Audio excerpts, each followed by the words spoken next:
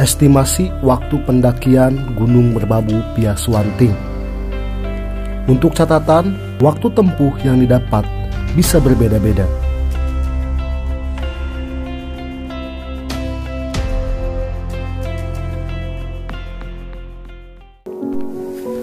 Gunung Merbabu terletak di perbatasan Kabupaten Semarang, Magelang, dan Boyolali, Jawa Tengah.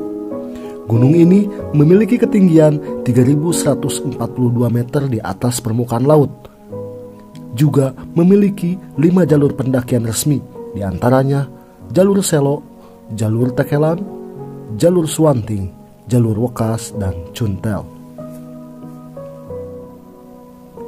Di video kali ini saya akan membahas Gunung Merbabu via jalur Suwanting.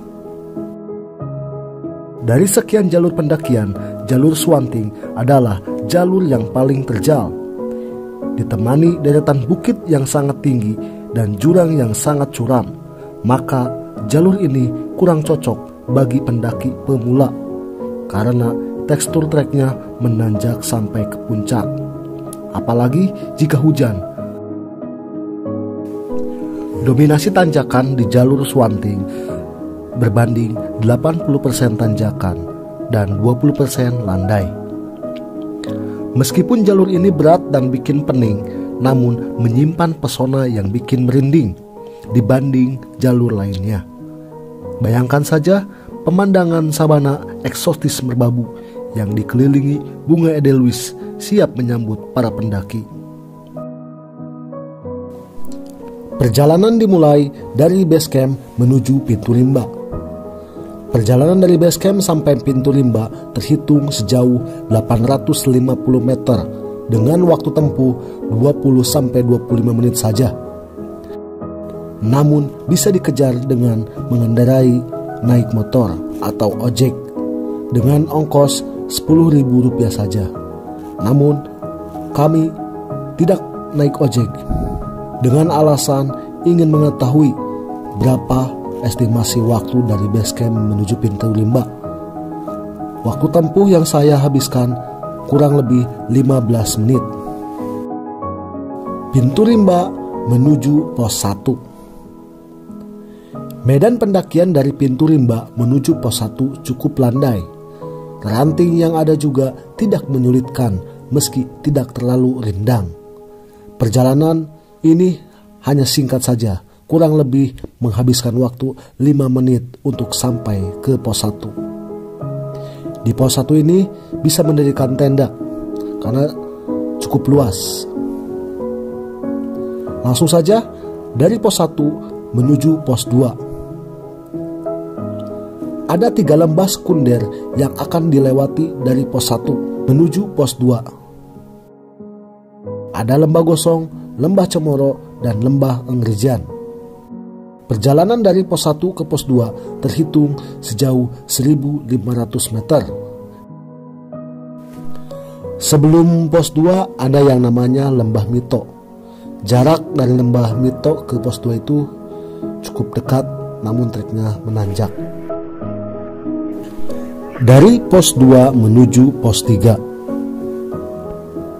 Di sini trekking sudah mulai berat dan sangat menguras tenaga. Kemiringan medan sudah di atas 60-70 derajat. Bahkan sesekali harus dibantu dengan webbing guna mempermudah pendakian. Pos 2 menuju pos 3. Sesampainya di pos 2, perjalanan menuju pos 3 menyusuri trek menanjak di samping bentangan sabana yang memakan waktu sekitar 4 atau 5 jam. Dengan jarak tempuh sejauh 2.100 meter. Namun, waktu yang saya habiskan kurang lebih 3 jam dari pos 2 menuju pos 3. Disinilah sebutan Suwanting bikin sinting, karena dari pos 2 menuju pos 3 tidak dikasih landai. Perlu diketahui, persis sebelum sampai pos 3 ada pos air yang cukup dekat dengan camp area. Di sini para pendaki dapat mengisi air sebelum bermalam di camp area atau pos 3. Dari pos 3 menuju Puncak Suwanting. Perjalanan dari pos 3 menuju Puncak Suwanting yang paling berat. Pasalnya kemiringan tanah sekitar 70-75 derajat. Untungnya medannya bertekstur rumput, jadi mudah untuk dipijak.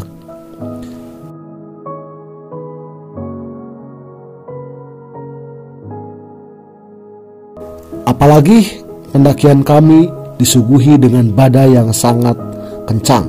Angin yang begitu kencang meniup, namun tidak menyulitkan tekad kami sampai ke puncak.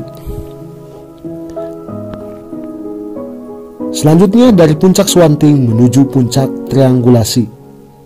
Tidak seberat trekking menuju Puncak Suwanting, perjalanan ke Puncak Triangulasi ini dapat ditempuh selama 20-25 menit saja, bahkan bisa lebih. Suasana sunset dan sunrise sangat dinanti-nantikan para pendaki di puncak ini, dikarenakan Puncak Triangulasi merupakan puncak tertinggi di Gunung Merbabu. Selanjutnya Puncak Triangulasi menuju Puncak Kenteng Songo. Trek Puncak Triangulasi ke Puncak Kenteng Songo di ketinggian 3140 mdpl bisa ditempuh kisaran 10 menit.